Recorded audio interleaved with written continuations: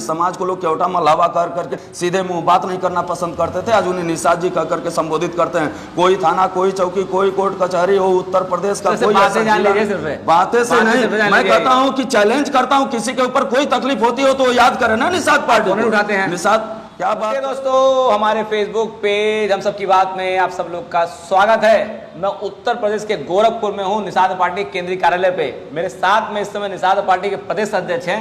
बहुत सारे लोग कहते हैं कि इन लोगों से मिला करिए, बातें किया, पूछा कीजिए निषाद समाज को आरक्षण कब मिलेगा, निषाद 2024 की तैयारी क्या है, बहुत सारी बातें करने जा रहे हैं। अगर जानना चाहते हैं अभी ना, पूरे वीडियो के लास्ट बने रहिए। सर जी, हमारे फेसबुक पेज के ऊपर बहुत बहुत स्वागत है आपका, और मैं आपके वीडियोस को देखता रहता हूँ, आपको देखता रहता हूँ कि 24 आवर आप लोग काम कर रहे हैं। तो पहले जो है ना, हमारे दर्शकों को कुछ कह दिए, फिर बहुत सारी बातें करने जा रहे हैं, बताइए। सबसे पहले तो धन्यवाद देना चाहूँगा आपके दर्शकों को, आपकी चैनल को, जो गाँव के गरीब शोषित पिछड़े अधिकार वंचितों की इतनी चिंता करते हैं, आप उनकी आवाज़ को देश दुनिया में फैलाते हैं, इसके लिए बहुत बहुत धन्यवाद। कि कम से कम जिनको कोई नहीं सुनता है उनको आप सुनते हैं और दुनिया को सुनाते हैं कि उनका दुख दर्द क्या है। बताओ सर, मैं आपको, मैं निषाद समाज से आता हूँ, ठीक है, बड़ा दर्द होता है मुझे भी अगर निषाद समाज को लोग देखता हूँ कि पीड़ा के अंदर है, और आप लोग निषाद समाज जगाने का काम कर रहे हैं। आप भी निषादी हैं क्या? बिल्कुल, मैं भी निषादी हूँ, तो दर्द होता है। इसीलिए मैं सोचता हूँ कि गांव के गरीब के लोगों को दिखाऊंगा करके, जिनकी आवाज़ को सुना है वो करते हैं। अब देखिए, ये आप युवा हैं, नौजवान आप हैं, पार्टी के प्रदेश अध्यक्ष आप हैं, है ना? बिल्कुल। ये बताइए, जो आप काम कर रहे हैं वो क्या मकसद लोग सोच कर, क्या होना चाहिए निषाद समाज के, आपके काम करने से क्या हो जाएगा उनको? देखिए, सबसे पहली बात तो इस लोकतांत्रिक देश में हम पहले लोगों को ये बताते हैं कि हमारा हिस्सा संविधान में लिखा हुआ है, और जब तक आप संविधान पे कब्जा नहीं करोगे, कभी इतिहास हमारा कहता है कि हमारे पुरखे कानून बनाने की कलम उनके हाथ में थी, कभी रूलिंग कास्ट हुआ करते थे, आज हम रनिंग कास्ट हैं, कभी हमारे पुरखे राजा महाराजा हुआ करते थे, आज हम नौकर भी नहीं हैं। तो क्या दर्द नहीं होता है इस बात को जान करके? जब तक इतिहास नहीं जानता था तब तक तो मैं कहीं भी रहता था, जीता खाता था, कमाता था, लेकिन जिस दिन से इतिहास जान गया कि हमारे पुरखे कभी राजा थे, कैसे मैं सो सकता था अपने घर पे बैठ करके, उसी दिन से कसम खाया कि अब जन जन तक ये बात पहुंचाऊंगा कि जिस प्रकार से यह देश कभी सोने की चिड़िया हुआ करता था हमारे पुरखों के शासन में, पुनः एक बार यह देश सोने की चिड़िया हो। और इसलिए घर से निकल करके लोगों को जा करके सही बात बताता हूँ कि इस लोकतांत्रिक देश में आपका हिस्सा संविधान में लिखा हुआ, और संविधान में हिस्सा दिलाने का पावर पार्टी के पास होता है। जिसका दल होता है उसका बल होता है, और उसके समस्या का हल होता है। लोग कहते हैं कि आप बातों के शेर हैं सिर्फ। नहीं, बातों के सिर नहीं, आपकी आंखों से दिख रहा है इसमें पूरे उत्तर प्रदेश। लोग कहते हैं, ये लोग क्या कहते हैं उनको क्या पता, जो घर पे बैठ करके अपना रोटी तोड़ रहे हैं या फिर पेट पालने के लिए चलते हैं। हम इस देश को खड़ा करने के लिए, अपने उस गरीब शोषित पिछड़े अधिकार वंचित समाज को खड़ा करने के लिए चल रहे हैं, जिसको लोग देख करके फूटी निगाह से देखना पसंद नहीं करते थे। उन्हें निषाद राज बना दिया पूरे उत्तर प्रदेश में। मैं कहता हूं, दुनिया क्या देखते है उससे कोई मतलब नहीं। जा करके दूसरी पार्टी का तलवा चाटेंगे और निषाद पार्टी को ऊपर अंगुली उठाएंगे। निषाद पार्टी की देन है कि इस उत्तर प्रदेश का बहुसंख्यक आबादी रखने वाला मछुआ समुदाय का हर एक नागरिक अपने आप को, जिसके दिल में बहुत चाइटा बोलने पे मैं कहता हूं कि इस बात की हमारी बात सुनिए तो सर, सुनने का अधिकार मुझे भी है। पहले देखता था कि आप जो है 17 की बात हो जाए, 2018 की बात हो जाए, 2022 की, मतलब बहुत जो हल्ला गुल्ला करते थे, रोड जाम कर लेते थे, रेलवे ट्रैक जाम करते थे, धरना प्रदर्शन करते थे, वो सब बंद हो गया आपका?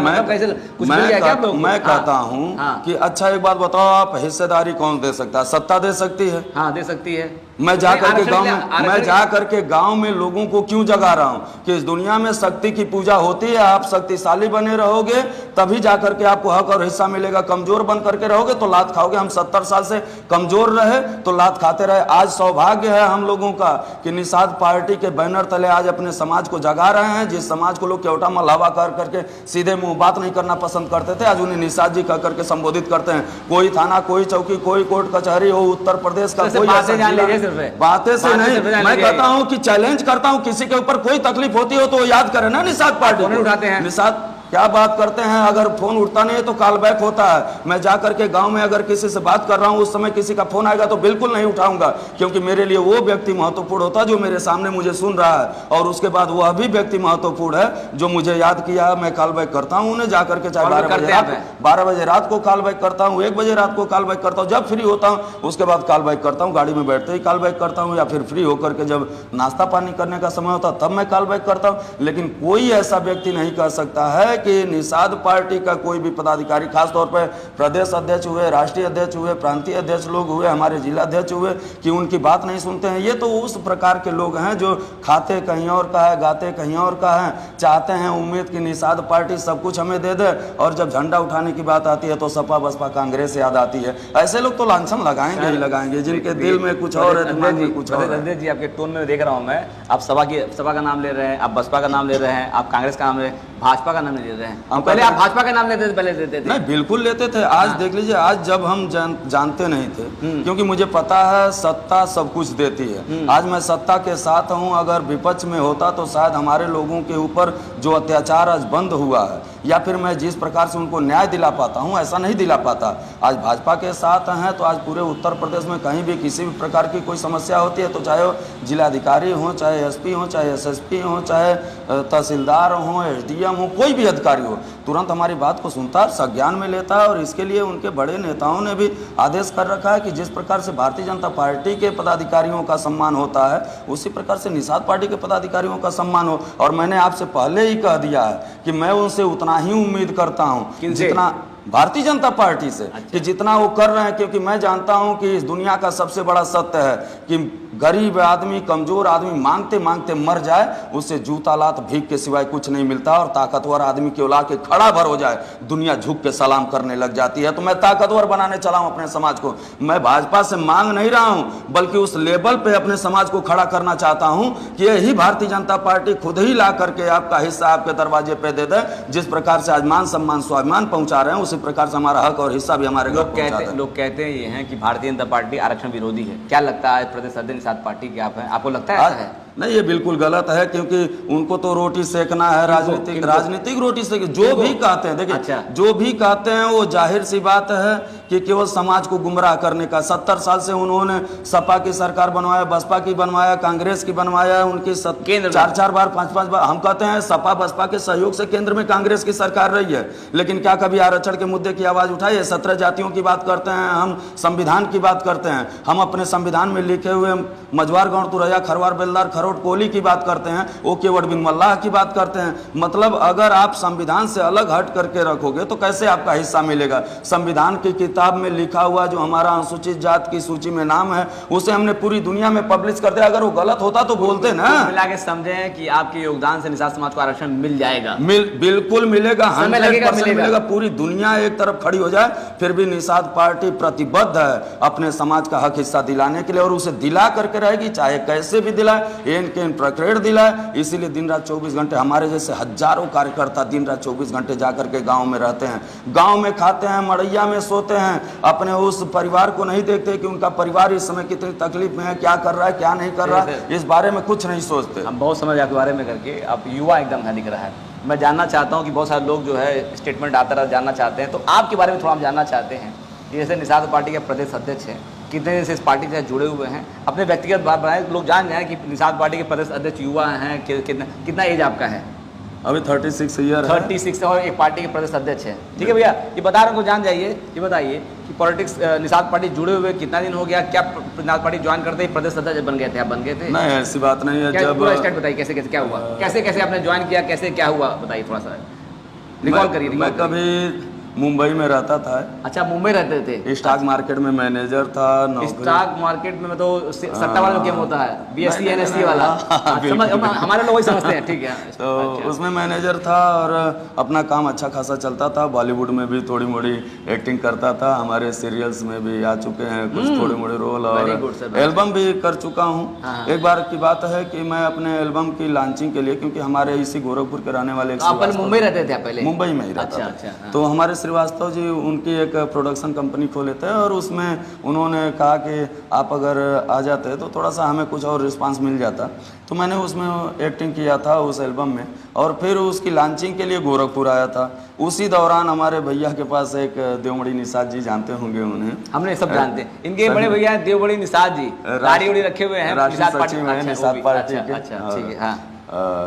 तो उन्होंने कहा कि यार हमारे वहाँ एक खजनी में आ रहे हैं डॉक्टर संजय निषाद, हाँ, जो बहुत अच्छे नेता हैं, बहुत अच्छे। हम कहे भैया देखा नेतागिरी से हमसे कोनो मतलब नहीं है, अच्छा, हम ये सब चीज़ से बड़ा दूर रहे ली। हाँ। तुमके नेतागिरी करे को का कर, हम नेतागिरी नहीं कर। अच्छा। तो कहे कि अरे यार कुछ नहीं करोगे तो कम से कम डॉक्टर हैं, उनसे कुछ सीख लोगे। क्योंकि देखिए मेरा एक तो सपना उसके रहा। पहले आप कभी डॉक्टर साहब को सुने नहीं थे? कभी नहीं देखा भी नहीं था, नाम तक नहीं सुना अच्छा, था। वो पहला दिन था। वो तो पहला- किस सन की बात है मोटा मोटी? 2013 में, 2013 की बात है। 2013 अच्छा, की बात है। अच्छा, तो उन्होंने कहा कि चलो मत राजनीति करना, लेकिन कम से कम उनका बातें सुन लो। हॉस्पिटल चलता है, डॉक्टर भी हैं, तो और अपनी एक डिस्पेंसरी भी खोल रखे हैं, बहुत अच्छा ज्ञान देते हैं। कम से कम चल करके कुछ जान लो, हो सकता है कि कुछ नई चीज़ें मिल ठीक है, जाए। ठीक है। हम कहे कि चलिए ठीक है, बहुत जिद कर लिए तो मैंने कहा कि चलिए ठीक है चलते हैं। फिर आए खजनी के बगल में एक बड़ी गाँव है, वहाँ पर- गोरखपुर में खजनी पड़ता है ना? हाँ, गोरखपुर में, गोरखपुर ठीक है। तो वहाँ गए, बैठे तो कुर्सी लिए और सबसे पीछे चले गए। अच्छा। जा करके वहाँ बैठ गए, अपना फेसबुक चला रहे थे मोबाइल पे। हाँ। तब तक उसी दौरान अब मान्यवर साहब अपना भाषण देने लगे, डॉक्टर साहब। हाँ। तो जब इनका भाषण सुना हमने 2013 में? 2013 में, अच्छा, उस समय उम्र वो आपकी 13 उस समय- जनवरी मतलब उस समय 13 अगस्त 2013। मतलब मोटा मोटी उम्र आपकी उस समय 26 साल रही होगी हाँ वही अप्रॉक्स, मतलब। हाँ, हाँ, ठीक है, आप आगे बताइए। तो हमने सुना इनको तो मुझे बड़ा गुस्सा आया, क्योंकि उसमें निषाद राज का जिक्र कर रहे थे। और जब निषाद राज अच्छा, का जिक्र, डॉक्टर साहब के ऊपर आपको गुस्सा आया?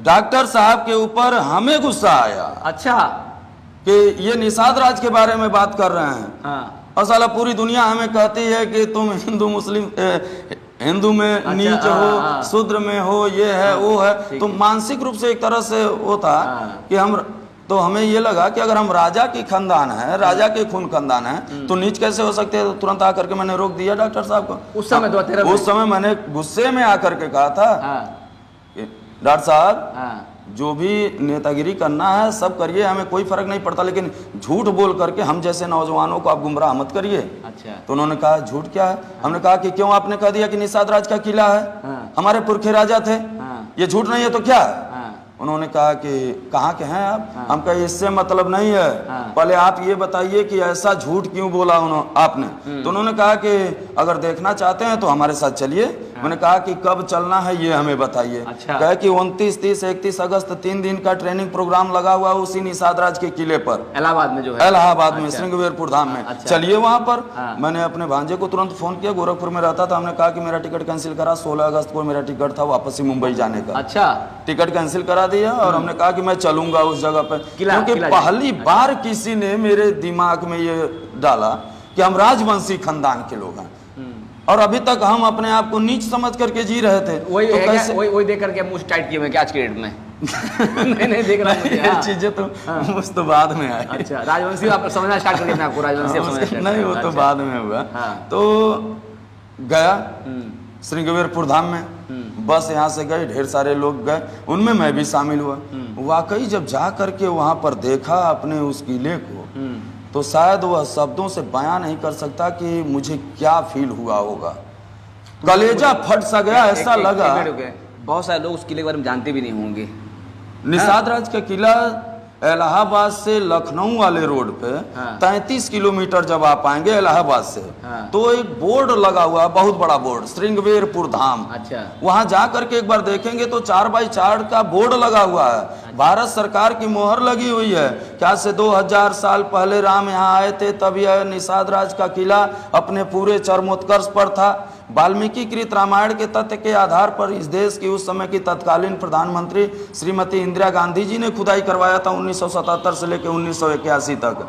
तब पूरी दुनिया का सबसे बड़ा किला निकल करके सामने आ अब समय गया। अब आते सारांश पे आते हैं। बहुत जानकारी आपको सर देखिए, वीडियो बहुत लंबा बन जाएगा। मतलब कुल मिला के मैं समझूंगी है कि उस चीज से आप प्रभावित होकर डॉक्टर साहब के साथ जुड़ गए हुए तब से। बिल्कुल बिल्कुल। उसके बाद से फिर मैं कभी वापस मुंबई नहीं गया, अपने सारे सपने को लात मार दिया। यहाँ तक कि मैं जब इस संगठन में जुड़ा 2013 में, किस पद पे ज्वाइन किए थे पहले आपने? शुरू में क्या पद था आपका? था उस समय तो मेरा कोई पद ही नहीं था। अच्छा। बाद में जब एक बार प्रेस क्लब में चयन हुआ, हाँ। तो जिला संगठन सचिव हमें बनाया गया था। पहला युवा मोर्चा। अच्छा, जिला संगठन सचिव थे और उस करते करते करते हाँ। 2022 में आप जो है जिला प्रदेश संगठन- अध्यक्ष बन चुके हैं इस समय। जिला संगठन सचिव मैं देखता हूँ से माननीय मुख्यमंत्री मैं साहब अपना- बैठते हैं, हाँ, भाजपा के प्रदेश अध्यक्ष से क्या बैठते बैठते बड़े बड़े और मतलब ये ऐसे सीढ़ी चलते नहीं, बिल्कुल बिल्कुल, ये तो लगातार मार्गदर्शन मिलता रहा मान्यवर साहब का, लगातार उनका जो 3 दिवसीय शिक्षण प्रशिक्षण कार्यक्रम होता रहा, उसमें तमाम जो हमें शिक्षा मिलती गई समय समय पे, वो मुझे प्रेरित करता गया। साथ युवाओं का वीडियो देख रहे हैं, मान लीजिए देख रहे हैं, तो अगर वो जुड़ना चाहते हैं आपसे, क्यों जुड़े? मैं कहता हूं कि देखो, सबसे पहले तो मान सम्मान स्वाभिमान फ्री का नहीं आता।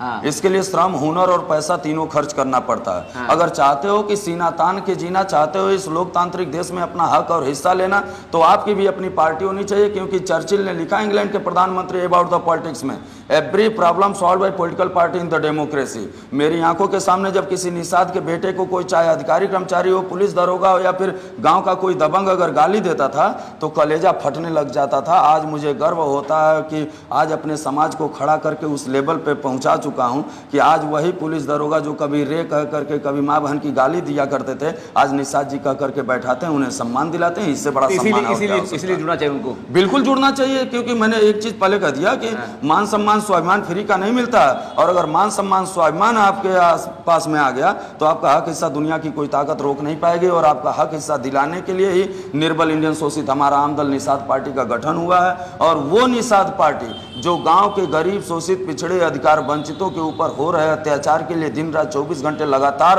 अथक प्रयास करके काम कर रही है, उसमें नौजवानों को आना चाहिए, जुड़ करके अपना और अपने आने वाली पीढ़ी, अपने समाज और अपने आसपास के लोगों को सुरक्षा, न्याय उनको मिल सके, उनको हक हिस्सा मिल सके, इसलिए उन्हें जुड़ना चाहिए। ठीक है, हम समझ चुके हैं। जो सपा में, जो बसपा में, जो कांग्रेस में, जो बीजेपी में निषाद समाज के लोग बैठे हुए हैं, वो छोड़ के उस पार्टी को आपके साथ आना चाहिए कि नहीं आना चाहिए? देखिए, मैं तो ये कहता हूं कि उनको एनालिसिस करना चाहिए कि 70 साल में 70 साल बीत गया, अभी 75वां हम लोगों ने स्वतंत्रता दिवस मनाया है। और इतने वर्षों में इन पार्टियों की सबकी सरकारें रहीं, क्या दिया उन्होंने आपको? लेकिन जिसकी सरकार रही उसकी हालत क्या है, मैं ये बताना चाहता हूं कि 1990 से पहले दलितों की मां के पेट से कभी हरवाह पैदा होते थे, आज उनके पार्टी की देन है कि हाकिम पैदा हो रहे हैं। ये मारेंगे क्या आप?